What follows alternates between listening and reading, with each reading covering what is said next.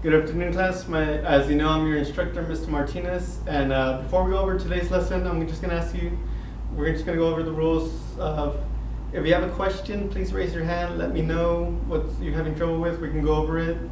Again, just please be respectful while I'm teaching, and I respect you as a student. So with that being said, let's get started. So today's math lesson, we're going to go over circumference and pi.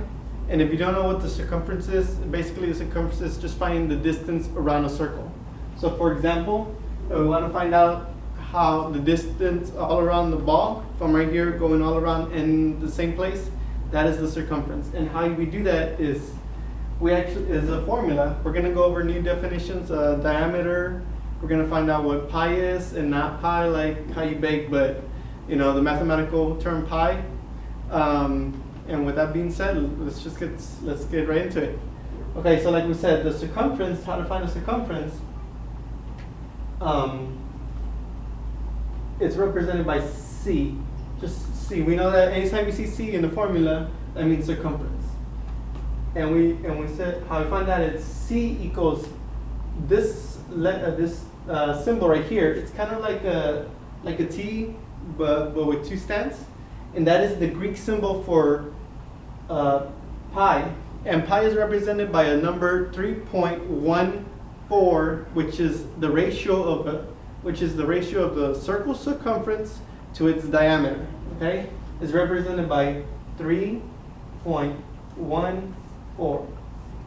3.14, and then next in the formula, it's circumference equals pi multiplied by its diameter. And the diameter, what the diameter is basically, we start from one side of the beach ball and we go to the other, straight across, whatever it is, inches, centimeters, yards, whatever it is, that is the diameter. Okay, so now we have our formula right here. C equals pi multiplied by its diameter. So we're gonna go over three examples, and we're gonna go slowly. I'm gonna try to go slow as I can. If you have any questions, please raise your hand. We'll go over whatever you don't understand. And after we go over three examples, I'm going to give you 3 problems for you to work out with your friends, discuss, and I'll be walking around if you need any help. So let's get started on the first problem. We have this ball right here, and I know this ball is bigger than 6 centimeters, but let's just say that it is 6 centimeters, or it might be, now that I look at it, 6 centimeters from one side to another, that it's the diameter. Now we're going to try to find the circumference. And we said that the circumference, by the formula, it's C equals, what's the symbol? Pi, and it's represented by 3.14 multiplied by its diameter.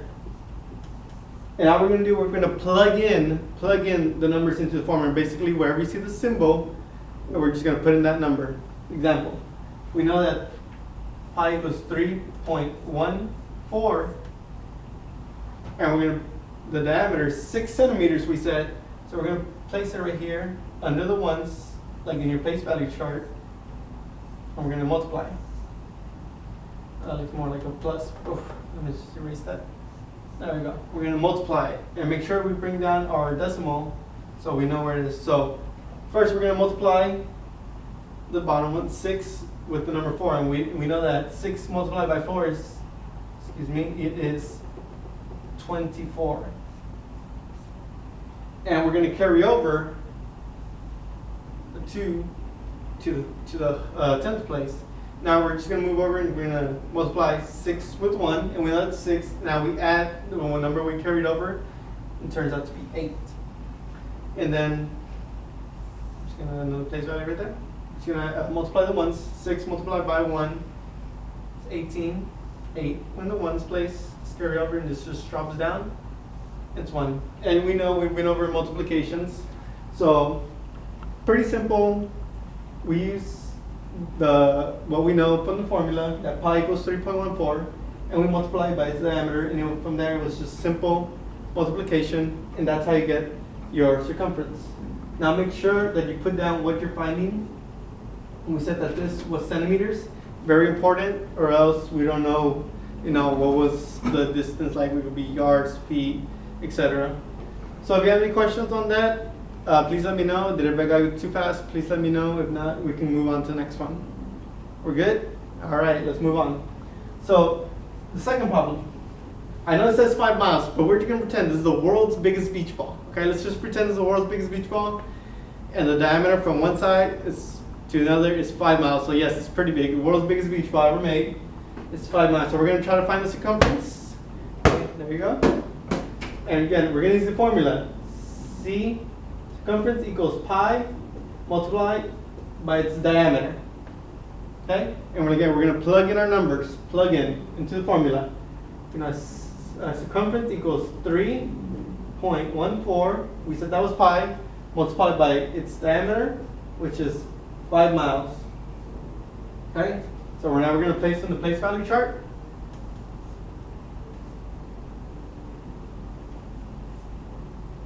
Multiplied by 5. And now, from here on out, simple multiplication, as we knew. Put in our place value. Make sure we put our decimal over here. Now, 5 multiplied by 4 is 20. So 1, carry the 2 over. 5 multiplied by 1, add the 2, 7. In the end, just now we multiply 5. 5 multiplied by 3 is 15. Carry the 1, which just drops down to 10th place. And now we know that the circumference for the world's biggest beach ball, which is 5 miles in diameter, is 15.70 miles to get around the whole beach ball. Yes, I know, it's pretty big. Thank you for using your imagination.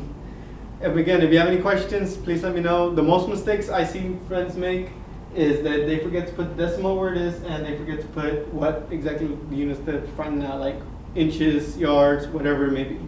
So if you have any questions, no? Let's move on to our last one. The last one is the diameter for this circle, and for this, it's going to be, let's just shrink this a little bit. We're going to shrink the clock just a little bit. It's going to be from one side to the other, it's going to be 2 inches, okay? So this clock, let's just pretend it's a little bit smaller, and we're going to find out the circumference for the clock, okay? So like I said, we're going to plug in from the formula, and we're going to C equals pi, and is represented by 3.14, you're correct, 3.14, multiplied by 2, because it's 2 inches in diameter. Now we're just going to place it down in the face value chart.